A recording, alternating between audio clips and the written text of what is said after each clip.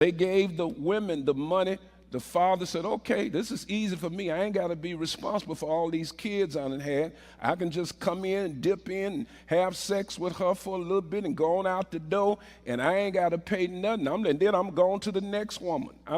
It did not encourage marriage in our families. It didn't, and that's why our families are broken today. So then the women lay idle, and sometimes you have women going from one man to another, or you got men that's going from one woman to another. Then you got kids out there that don't have stable homes with a stable mother and father at home, and they get into the gangs. And now we got these ghettos, and we got these problems in the hood that don't ever change, because the people you are trusting in to get you out of it is just giving you money, making you think they are with you, but their whole agenda is to keep you controlled, to keep you dependent. They don't encourage you to be self-sufficient at all.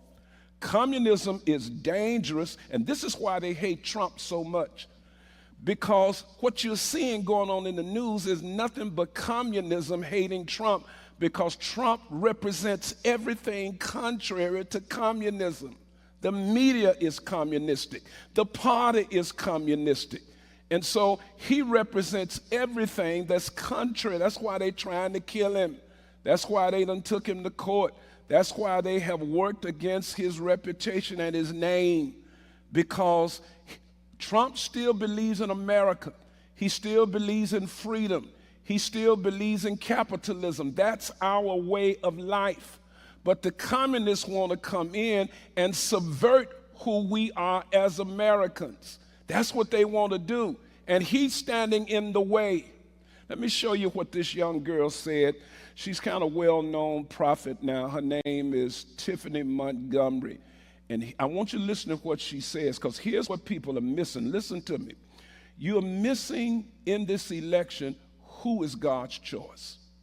While the devil got you focused on the racism and the media, the question is, who would God want into office? Who is God's choice? Kamala is showing that she's contrary to what it is about biblical principles. She won't take your guns away. These are things she has said. She don't want no fracking, which would make America energy independent if they drill for oil. Why wouldn't you want for the country to be independent when you can go in and frack on our own land to drill for oil that would make us independent, and the gas prices would go down? Because communists don't want that. But I want you to hear this young girl, Tiphani Montgomery. She's going to lay it out why God has chosen Trump. Put it on. I never thought about this, but Cyrus from the Bible and Trump, they are kind of similar. But I don't know how many of you studied Cyrus in the Bible. But apparently Cyrus was a bit like Trump, a little bit unhinged. The Bible says in Ezra 1:1 that because of a proclamation Jeremiah made 400 years ago, when Cyrus was in office, the Bible says the Spirit stirred up the spirit of Cyrus, and he began to do what God told him to do. So you can't go off of what it looks like or how you feel. You have to ask God, who is the choice you want me to vote in, so that judgment is slowed down? And I'm gonna say it one more time. If you vote the wrong person in, judgment will be expedited. It is not God.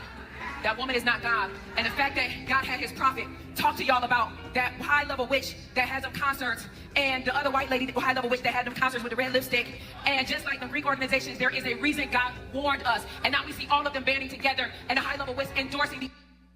God does not choose or make decisions the way we think he ought. He said that I would choose the foolish things, the weak and the base things, to confound the wise. So you got in your mind who it ought to be, and yet God sees it totally different. So what is the point? She was trying to parallel Trump with Cyrus. Cyrus would not have been a king that somebody thought that God should have used, because he was considered to be a non-Jewish king. So why would God use him? But yet God evidently saw something in Cyrus's heart that was in agreement with him, or in agreement with God that he felt like he could use Cyrus. And what did Cyrus do? He freed the people of God, the children of Israel, the Jews, from captivity, and gave them money and allowed them to go back to build and rebuild their temple.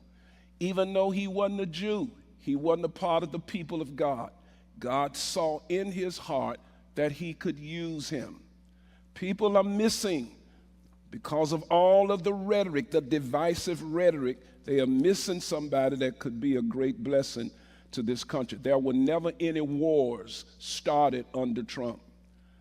And yet we have seen, since Biden been in, we've been seeing several confrontations, almost in a war right now. If I had to go and decide which one I want to sit in front of Putin or the Prime Minister President of China, I'm going to have to go with Daddy Trump because he's got the strength. They scared of him. Putin just said recently that the choice he has for president is Kamala. Now, a lot of you will sit up and go say, ooh, look at Putin, won't Kamala. No, she's weaker. He can't deal with strength like he had to 4 years ago. Russia was scared of Trump. China was scared of Trump. North Korea was scared of Trump. But Putin ain't scared of Kamala. That's why he chooses her. So now all we got to do is find who's the liberal party. And we all know the left is the Democratic Party.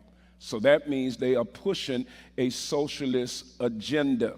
That's why Kamala could get up recently at a rally in Wisconsin, and when somebody hollered out, Jesus is Lord or Christ is King, or what, she could talk back and say, you're in the wrong rally, meaning Jesus and that talk is not welcome here. She's telling you who she is. And that's because communism, which she is a socialist or a communist based on her policies, that means it does not want to have anything to do with God. She said, go to the rally, the smaller rally down the street, but it ain't welcome here. And here's what is bothering me. If it was a mistake and she didn't mean to say it, by now there should have been a retraction. There should have been some kind of statement that she should have made where she said, I apologize, I meant no harm, but there has not been a retraction statement. So she's telling you that she meant that. She was dealing with the subject of abortion. Now, let me talk about this for a minute because I get messages from different people, emails, phone calls, and somebody just recently, and they came at a nice tone. They were not trying to argue or anything, and they made the statement, why do you only bring up, it seems that you're unfair, and you only bring up the flaws of Kamala Harris, and you say nothing about the flaws of Donald Trump. Let me make sure I read that. Yeah, why do you mention Harris's faults and flaws and not Trump's flaws? Number one, I am only looking at policies. That's the thing. When you hear me talking about Kamala, you're primarily hearing me talking about what she believes in her policies. Why? Because the policies are going to affect how we live. The policies are going to affect the nation. The policies are going to affect the kingdom of God. You see, it's not flaws that pay your bills. It's policies that pay your bills. I'm looking for which candidate is going to make life the best for me. Yes, they both have flaws.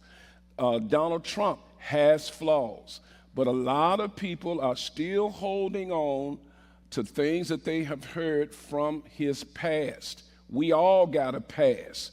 If we all got to live by our past and be accepted by our past, many of us would not be in the jobs that we have.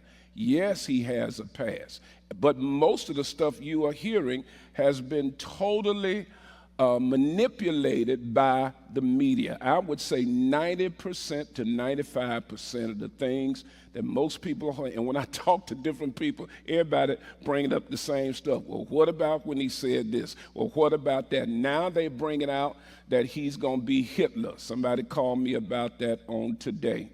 We ain't heard nothing about Hitler until the last week before the election. Why? The other side is desperate. They are losing. And so the only thing they got, notice, when you deal with the Democratic side, it's always nothing but Trump. Trump is this, Trump is that. They never give you anything positive about what they want to do policy-wise, what they want to do for the country. The whole speech that I saw Kamala give the other night was totally anti-Trump. No, we want to know how you're going to make life better for us. Help us to know what you want to do for our lives. And so that's all I hear. The only rhetoric many of our people have is just what they said, Trump said. And yes, I will admit he has not always said things in the right way, but really in a way of speaking, that's a part of him that I tend to like because it shows me his strength, shows me his ability to say what he wants without being scared of the media. It shows me that he's not going to let anybody push or rule him. I like that strength and quality in him. Yes, there have been some things I wish he could have said better, but I like that strength that he has about himself. But I'm not dealing with Kamala's flaws or Trump's flaws. I'm going by what they say they're going to do. And here's the thing about Trump. You got 4 years of Trump already. Already. So if you want to know what he's all about, was he like Hitler in the first 4 years? Did he get revenge on people? Because he could have gotten revenge on Hillary Clinton. That was enough evidence to have put Hillary in jail. He used to jive about that in some of the debates, but he never did that. So look at the first 4 years. Give me one thing that Trump did to hurt the black community. If he's so racist, give me one thing that he did to hurt the black community. Because if he's racist, it ought to be something in the first 4 years that you can pinpoint and show that he did this because he hated black people. As a matter of fact, he did more for black people than many of the presidents have done in recent years. So it doesn't reflect a racist to me. And I wrote down some of the things that he did. Let's stop and think, y'all.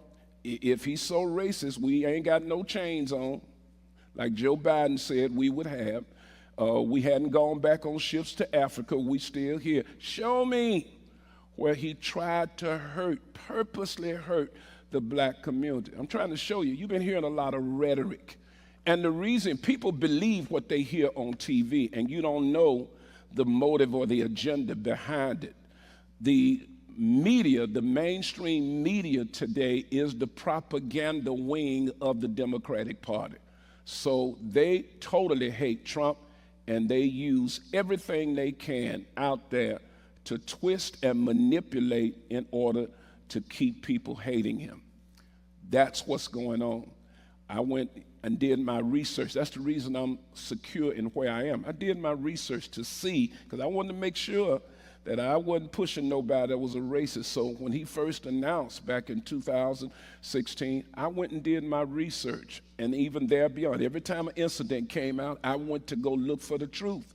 Because if you trust the mainstream media, you're going to get a lie. And that's what most people do. You turn on CBS, ABC, NBC, MSNBC, CNN, you turn it on, whatever they say, you believe it without doing research. And it's a bunch of lies. But this is some of the stuff he did. He gave permanent financing to HBCU, your black colleges. He did some criminal justice reform where he freed over 30,000 inmates. Majority, 85% of them were black. He freed them through his First Step Act. He brought down black unemployment. He provided what is called a safe policing executive order, because with all the white police on black crime that was going on, he wanted to stop that. So he did an executive order that made safer policing. That's why under Obama, you had 11 or 12 blacks killed by police, but under Trump, you only had 2 because of that executive order he did to make the black community safe. Then he did opportunity zones. Opportunity zones was a way where Trump provided incentives to corporations to come in and set up businesses or corporations in the hood, because that engine would drive more business and it would affect everything in the hood. It was called opportunity zones. He did that. He also saw black family income rise, their wages. He even did an apprentice program that would help young people to get into business. See, the media has not told you. This is why it's so much confusion and why I'm dealing with this, because the media hadn't told you about any of this. If you want any of this information, reference-wise, email me. I'll send you proof of all of this to show you that it is the truth. Because, God help me. The difference in the Republicans and Democrats is Democrats want to make you dependent. They want to give you money. They want to give you programs. They want to give you welfare so you can always depend on the government. That's exactly what communism wants to do. So they give you free money and all that. And see, people then think this part is really helping me. The difference in them and the Republicans is the Republicans want to empower you. They don't want to give you handouts. There was a story about a man teaching a man how to fish or giving him a fish. Which one is better? If you give him a fish, he's going to keep coming back to you every time for another fish. But if you teach him, empower him, show him how to fish, he'll fish for himself the rest of his life. The Democratic Party does not empower our people because they want them dependent. And that's what communism wants to do. They fit. The Democratic Party and communism, it all fits. Keep them bound so that we can control them. Keep them dependent so that they can keep voting for us. That's what's going on. Republicans want you to get empowered. They want to give you temporary welfare so that you can then go to school, get you a trade, empower yourself so you can be free to live your own life and be self-sufficient. That's the difference. One wants you dependent and the other one wants you to be self-sufficient. So therefore, to many of our people, it look like the Republicans are racist because we're looking for them to give us money and money and money forever like the Democrats. And it looks like the Democrats are doing good about you, but their whole agenda is to keep you under control. Listen to me. The day that you and the day that black Americans get empowered and learn how to take care of themselves, that's the day you're free. You are no longer under the control of the government. You're free now to be self-sufficient and take care of yourself. But what you don't see that's going on is the politicians today that oversee our districts in Congress, they don't want you empowered. Because if all black